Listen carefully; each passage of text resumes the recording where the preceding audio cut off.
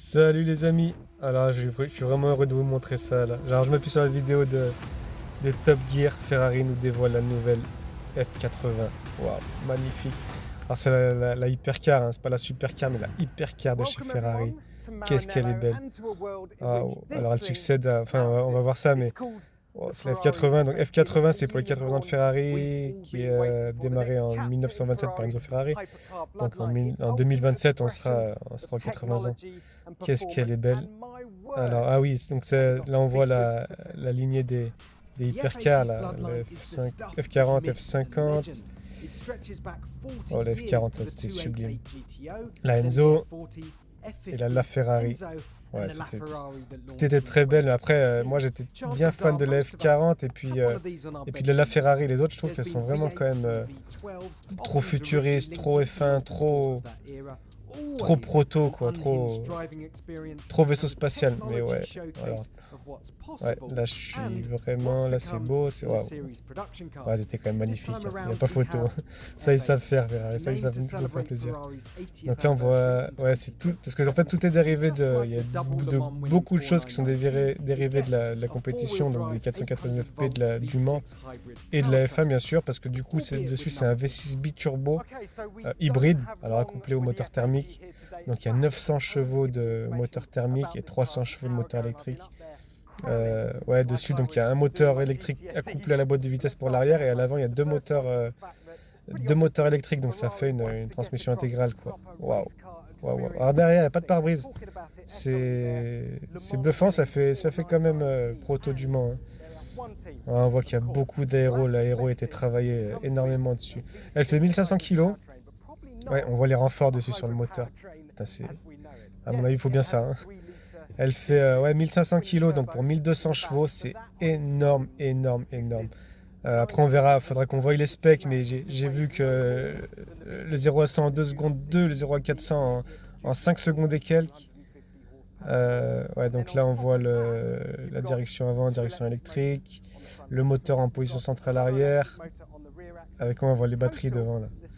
Les batteries qui sont bien vraiment en position, vraiment au milieu du véhicule, là, juste derrière les sièges, avec la boîte en position arrière, accouplée au moteur électrique, les deux gros turbos énormes. Il faut bien ça, maintenant on n'a plus le choix. Les moteurs thermiques atmosphériques, c'est possible, mais c'est encore c'est très dur à réaliser pour avoir toutes ces normes anti-pollution et écologiques.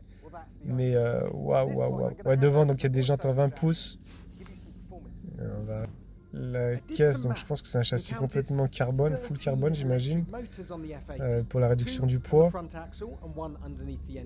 Ouais, les suspensions type F1, la suspension horizontale, les turbos, les trains roulants, tout est dérivé de la compétition, il n'y a pas photo. Ouais, les appuis aérodynamiques, alors c'est énorme dessus, il y a une tonne d'appui à 250 km/h, je ne sais pas si vous vous rendez compte, c'est énorme. Ah, la boîte est vraiment, ouais, vraiment en position arrière. Là, on voit l'arrivée derrière. Elle est très très très très belle parce que ça reste une voiture, quoi. C'est pas un vaisseau spatial. Ah, le logo Ferrari, forcément, le logo qui est fait à la main avec les petits pinceaux. Ah, là, ils nous ont fait plaisir, Top Gear. Là, ils nous ont fait une belle vidéo. Là on a pas mal de belles prises de vue. Ouais, donc c'est marrant, elle paraît pas si basse que ça, là, à vue d'œil comme ça. Alors bon, forcément, c'est une voiture quand même destinée un petit peu à la route, donc on peut pas la poser à 2 cm du sol non plus. Ouais, dessus, on voit les grosses écopes et les deux aérations de vent, et on voit que vous voyez, sous le pare-choc, là, sous le pare-choc, il y a une grosse entrée d'air qui, en fait, qui ressort sur le capot avant de la voiture pour venir asseoir la voiture. Ouais, il y a vraiment beaucoup d'aérodynamique, mais une tonne, mais c'est énorme, une tonne d'appui. Ouais, c'est magnifique. On retrouve vraiment l'esprit Ferrari, et puis comme je vous dis tout à l'heure, c'est pas un vaisseau spatial. Ouais, voilà, donc on a l'air qui passe sous le pare-choc avant, qui vient asseoir la caisse par-dessus, avec un diffuseur arrière énorme. Wow. Ouais, elle aurait donné pour 350 km/h max. J'ai entendu qu'elle ferait plus de 400 en réalité. Je suis un peu étonné pour les 350, je pense que c'est beaucoup plus. Ah oui, et là on voit derrière l'aile, il y a un gros espace, donc c'est l'air qui rentre par le pare-choc avant, qui ressort aussi par les ailes avant, et qui vient sur la voiture sur les bas de caisse. Ouais, donc là, on voit le capot arrière, et il n'y a pas de lunette arrière dessus. Et j'ai vu qu'il y a un rétroviseur intérieur. Le rétroviseur intérieur, c'est juste un écran en fait. Donc vous avez un vrai rétro. Ça aussi, je trouve ça cool de garder l'esprit d'une vraie voiture.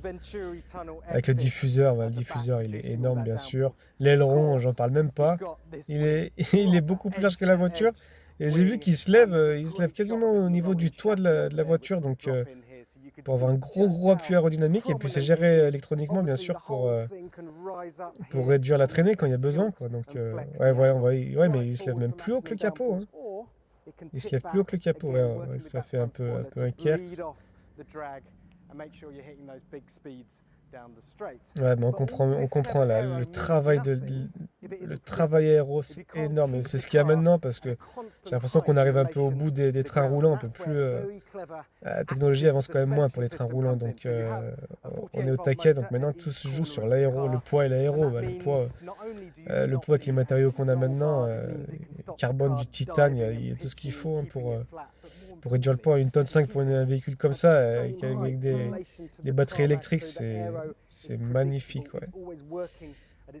Ouais, là, ils m'ont bluffé, là. On verra on va voir ce que les concurrents vont répliquer, ou ce qui est déjà sur le marché, pour comparer tout ça, voir les specs sur circuit. Alors pour info, elle fait 3 500 000 euros. 3 millions 5. Il y a 788 exemplaires. Elles sont déjà toutes vendues. Ouais, on voit les suspensions type F1 là, avec les freins carbone céramique. Ouais, tous les bras, double triangulation en alu. Ouais, c'est beau, c'est de l'orfèvrerie, c'est de l'horlogerie. Ouais, frein carbone céramique. Toutes les pièces. Alors je sais que c'est pas que fait pour être beau, mais les jantes carbone. Les freins jaunes, c'est sympa, les étriers jaunes qui soulèvent le logo Ferrari. Ouais, on voit la caisse toute en carbone, full carbone. Je sais pas combien doit peser juste la caisse, mais c'est ridicule, quoi. Puis j'ai vu qu'il y a des gros renforts au-dessus du capot. Wow. Ouais, bon, écoutez, c'est tout pour moi. Donc là, on n'a pas trop d'infos, ça vient juste de sortir. C'est Ferrari qui nous dévoile ça hier. Tous les médias sont dessus. Bon, à voir, ça va arriver sur les circuits, sur les essais.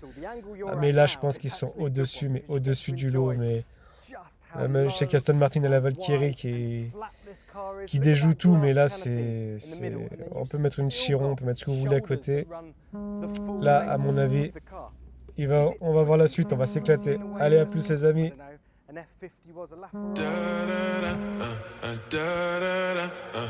Down